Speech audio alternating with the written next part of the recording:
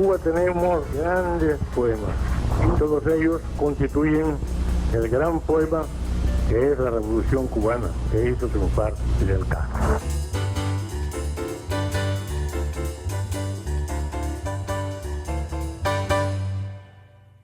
Y es un placer conversar en este tiempo con el maestro, músico, compositor, alguien que tiene mucho que ver con la pedagogía en nuestro país, Roberto Valera.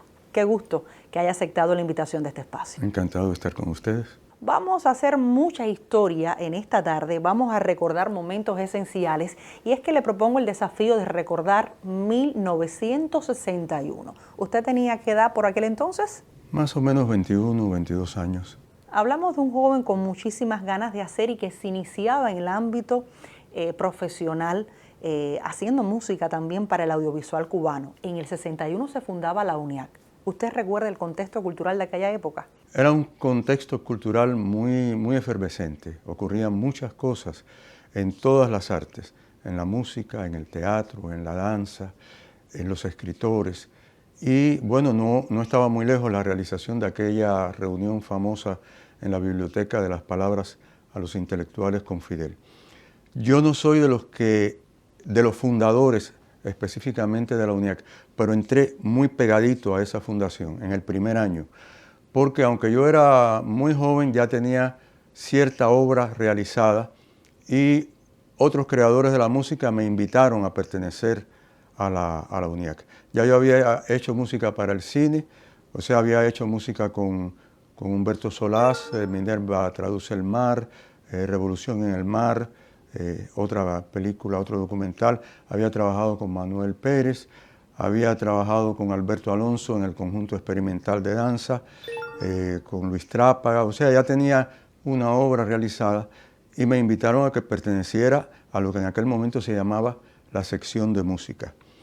Para mí fue muy estimulante porque allí yo compartía con personas a las que yo admiraba mucho, no solo de la música, sino de todas las artes, y específicamente en la música, en aquella sección habían hasta personas que habían sido mis profesores no hacía mucho.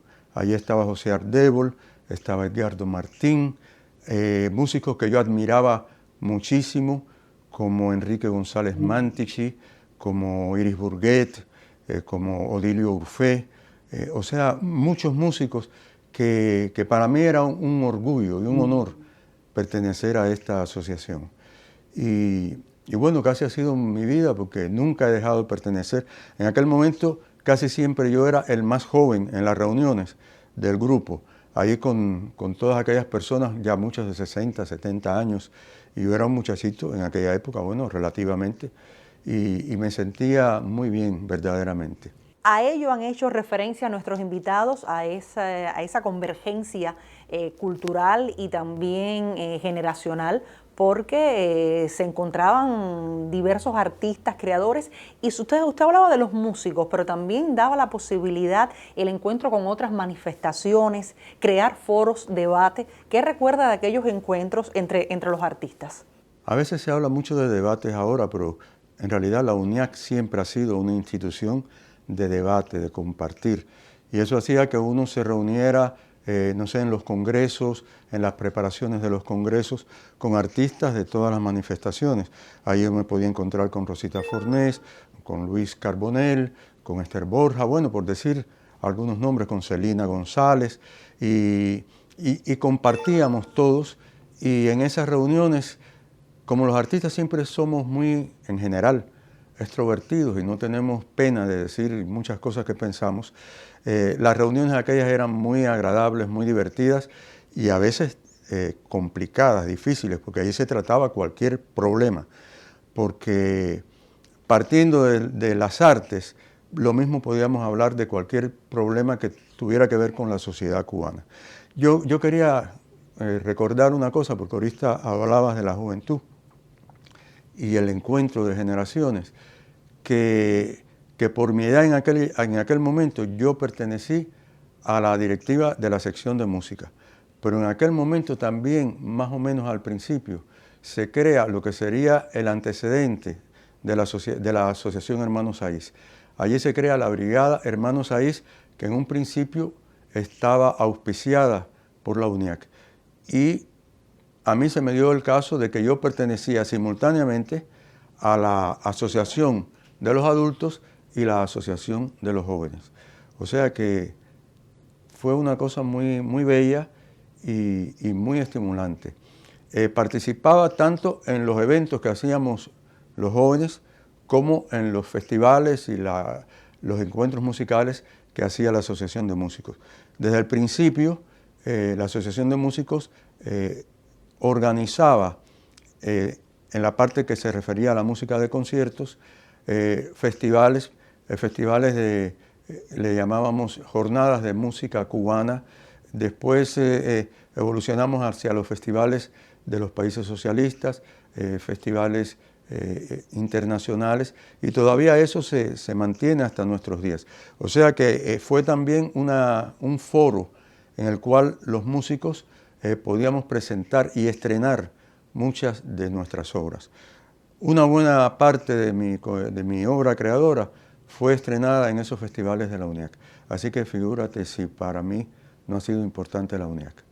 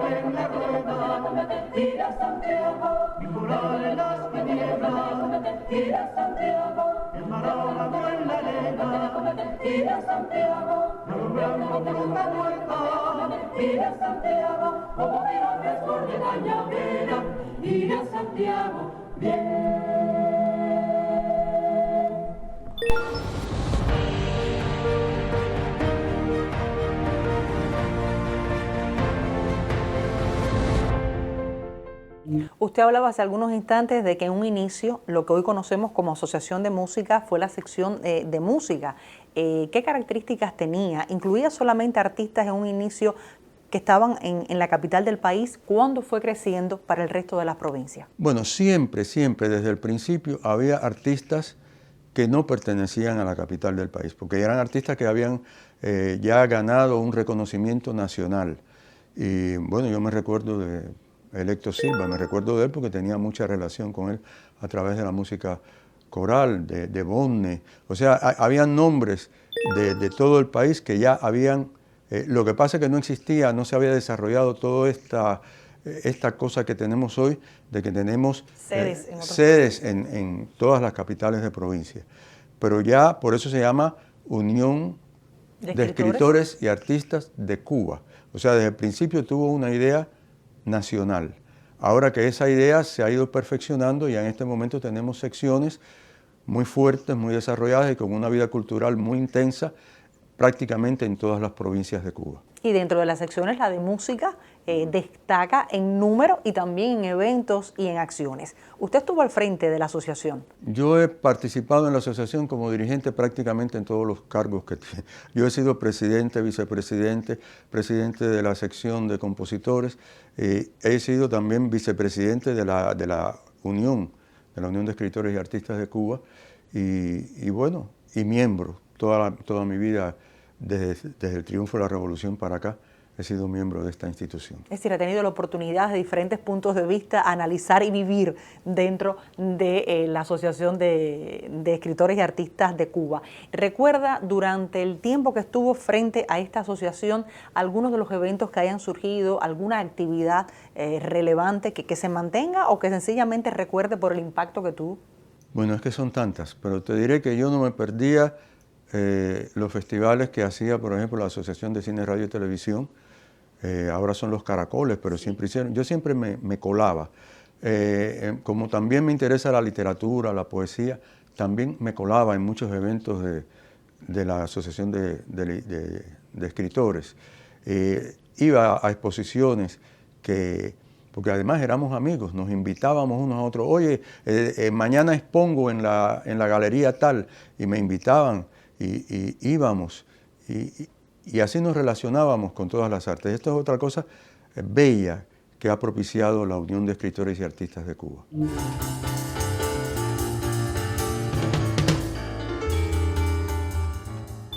La presidencia de la UNIAC siempre ha estado muy preocupada por la enseñanza artística. Muchos de sus miembros se han vinculado a los procesos docentes y formativos. Ese es el caso del guitarrista y compositor Jesús Ortega. Oficialmente yo inicié mi trabajo como profesor en la misma escuela donde yo había estudiado, en el Conservatorio Municipal de Música de La Habana, que ahora se llamaba Amadeo Roldán, y institución en que impartí clases primero no de guitarra, sino de música de cámara, práctica de conjunto, y posteriormente lo dirigí el conservatorio un tiempo.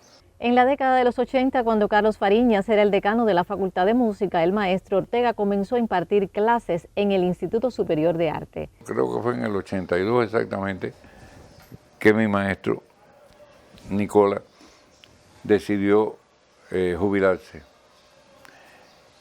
Y yo pasé a ser el jefe del departamento de guitarra. Y me mantuve en esa tarea como jefe de departamento y como profesor, claro, hasta hoy, como profesor hasta hoy, como jefe de departamento hasta hace unos 5 años, 4 o 5 años, que pasamos el batón a un profesor más joven, el profesor Esteban Campuzano, que es quien en este momento tiene esa responsabilidad. Y yo conservo mi condición de profesor consultante. A Jesús Ortega se le considera como uno de los pilares de la Escuela Cubana de Guitarra. Por su labor docente, el Instituto Superior de Arte le otorgó un doctorado honoris causa. En 2005 fue galardonado con el Premio Nacional de Enseñanza Artística. Además, ostenta la condición de Maestro de Juventudes 2015, premio que otorga la Asociación Hermanos Saiz.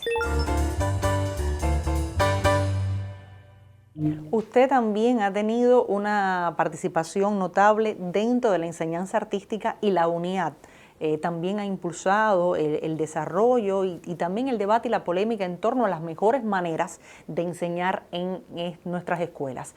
¿Qué nos puede decir al respecto? Bueno, dentro de la UNIAC, en todas las asociaciones, siempre hay muchas personas que se dedican a la enseñanza. Entre los frentes que ha abordado la UNIAC también ha estado ocuparse de la enseñanza artística y tiene las comisiones que una se dedica al turismo, y hay una dedicada a la educación musical, a la educación artística en general. Y naturalmente yo también he pertenecido, ahí me encuentro con todos los que enseñan arte en Cuba y discutimos los problemas que tenemos, las carencias, lo que queremos mejorar, los contactos que podemos realizar unos con otros, la manera de mejorar la metodología de la enseñanza. O sea que es un trabajo fructífero de relación de esta parte del arte de Cuba, ya con artistas con un historial fecundo, con aquella parte que se dedica a la formación de las nuevas generaciones de artistas. Yo soy profesor de arte yo soy fundador del Instituto Superior de Arte y empecé en la ENA, en la Escuela Nacional de Arte, en el año 1967. O sea, ya soy profesor una gran cantidad de años. Y antes también estaba en la enseñanza, porque yo me gradué de magisterio en el 1957 y después de pedagogía en el 1964. O sea que siempre he estado relacionado con la enseñanza. Orlando Valle, maracas, nos muestra la trascendencia de la flauta en el contexto musical cubano.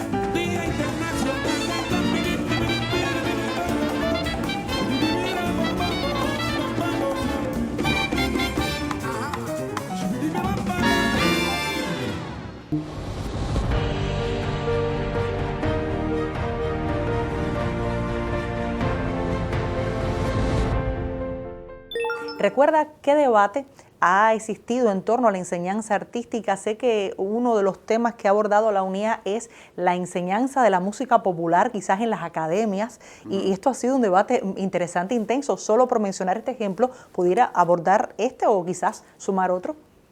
Yo creo que no vas a tener tiempo a que yo te diga todo lo que pienso sobre eso, porque yo sí creo que hay que enseñar, claro, hay que enseñar todas las músicas, y hablo de músicas en plural porque siempre decimos la música es una sola, pero por suerte, además de ser una sola, es muy variada, es muy diversa, y hay que dar la posibilidad de que el estudiante conozca todas las músicas, no solo las músicas de Cuba, sino las músicas del mundo, no solo las músicas de ahora, sino las músicas que nos antecedieron.